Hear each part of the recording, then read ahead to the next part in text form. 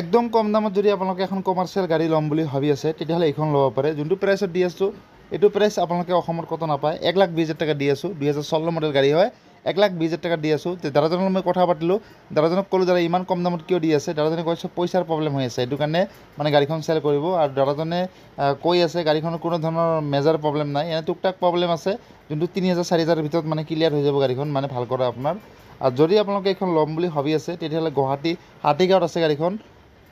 আৰু এটা বস্তু আপোনালোকক ক্লিয়াৰ কৰিব বিচাৰোঁ, যদি আপোনালোকে গাড়ী বা ছেকেণ্ড হেণ্ড গাড়ী, ছেকেণ্ড হেণ্ড ট্ৰেক্টৰ যদি আপোনালোকে ল'ম বুলি ভাবি আছে তেতিয়াহ'লে এটা কাম কৰক, মনজিত ডিএক্স চেনেলটো ফ'ল' কৰক।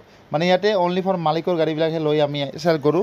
ইয়াত কোনো ধৰণৰ মানে থাৰ্ড পাৰ্টি ইয়াত ভিডিঅ' বনোৱা নহয়। অনলি ফৰ মালিকৰ পৰা গাড়ীবিলাক লৈ ডাইৰেক্ট আপোনালোকক দেখুওৱা হয়, গাড়ীবিলাক লাইভ দেখা হয়। ইয়াত কোনো ধৰণৰ মানে আপোনাৰ ইয়াত মাজত কোনো ধৰণৰ মানুহ নাই। ইয়াত মই নিজেও নাই প্ৰেক্টিকেলি। ইয়াত ডাইৰেক্ট মালিকৰ নম্বৰ দিয়া আছে, মেইন মালিকৰ মানে যাৰ গাড়ী হয় ইয়াৰে নম্বৰটো দি দিছোঁ। ডাইৰেক্ট আপোনালোকে লাইভ কথা পাতিব পাৰিব। কমেণ্টৰ নম্বৰটো আছে, যদি নম্বৰটো ডিলিট হৈ গৈছে তেতিয়া ভাবি ল'ব গাড়ীখন চেল হৈ গৈছে। যদি আপোনালোকে ল'ম বুলি ভাবি আছে তেতিয়াহ'লে মাত্ৰ 1,20,000 টাকা দিব লাগিব। 1,20,000 টাকাত 2016 মডেল আপোনালোকে আমাৰ অসমত কত নাপাব। যদি পায় গাড়ীখন বেয়া হ'ব তেতিয়াহে পাব। এতিয়া চাওক আমাৰ ইয়াত কিহৰ কাৰণে কম হয় মই আপোনালোকক কৈ আছোঁ। এইটো কোনো দিলাল নহয়, এইটো মানে কি ডাইৰেক্ট মই দাদাজনৰ পৰা ডাইৰেক্ট হোৱাটছএপত মানে ভিডিঅ'বিলাক লৈ ডাইৰেক্ট মানে মই প্ৰেক্টিকেলি বনাই দিওঁ। ইয়াত কোনো ধৰণৰ মানে শ্ব'ৰুম নাই, ইয়াত কোনো ধৰণৰ থাৰ্ড পাৰ্টি মানুহ নাই, ইয়াত কোনো ধৰণৰ দালাল নাই। ইয়াত অনলি ফৰ আপুনি আছে আৰু ডাইৰেক্ট মালিক আছে। ইয়াত ময়ো নাই, মানে কি ইয়াত কোনো ধৰণৰ মানুহ নাই, অনলি ফৰ আপুনি আছে আৰু লগতে মালিকটো আছে। মালিকৰ নম্বৰটো মই কণ্টেক্ট নম্বৰটো দি দিছোঁ, তাতে আপুনি কল কৰিলে দাদাজনক সুধিব পাৰে দাদা এইখন কিমান চলিছে, কিমান হাজাৰ কিলোমিটাৰ চলিছে, কিমান দিন হ'ল দাদা এইখন, মানে আৰু টেষ্ট কিবা বাকী আছে নেকি।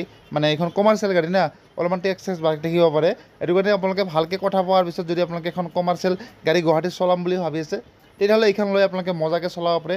কোনো ধৰণৰ গাড়ীখনৰ প্ৰব্লেম নাই, দাদাজনে কৈ আছে মেজাৰ প্ৰব্লেম নাই। 2-3 হাজাৰ টাকাৰ ভিতৰত কাম কৰিলে গাড়ীখন টিপটাপ হৈ যাব, আৰামত চলাব পাৰিব।